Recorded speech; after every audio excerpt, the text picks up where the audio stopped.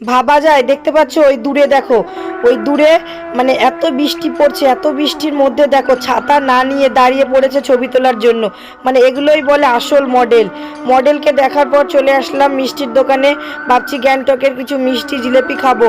বাপ রে বাপ, এক একটা মিষ্টির দাম 50 টাকা, এক একটা জিলেপির দাম 40 টাকা।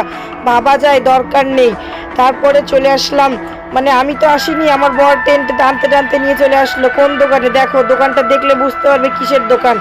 মানে কি বলবো, দেখো ছেলে মানুষ তো যাই যাই, মেয়ে মানুষও আর চলে, এইখানে সব চলে ভাই। এইখানে গ্যাংটকে তোমরা এক একটা দোকান, মানে এক একটা খাবার জিনিস দোকান, যাই হোক যে কোনো দোকানের পর পর এক একটা দোকান পর পর তোমরা এরকম হুইস্কি, ড্রিঙ্কস, মদ এইসব দোকান তোমরা দেখতে পাবে। মানে এক একটা দোকানের পর পর, মানে এখানে নাকি শুনলাম এখানে এগুলো বানানো হয়, তো সেই জন্য এগুলো অ্যাভেলেবেল আর প্রচণ্ড পরিমাণে এইখানেই সবচেয়ে বেশি মানে চলে এইসব। আর দামও এত কম, এত সস্তা, ভাবার কথা না। আর দেখো কত কত সরু সরু সব সিঁড়ি, মানে এইগুলো দিয়ে মানুষ যাতায়াত করে।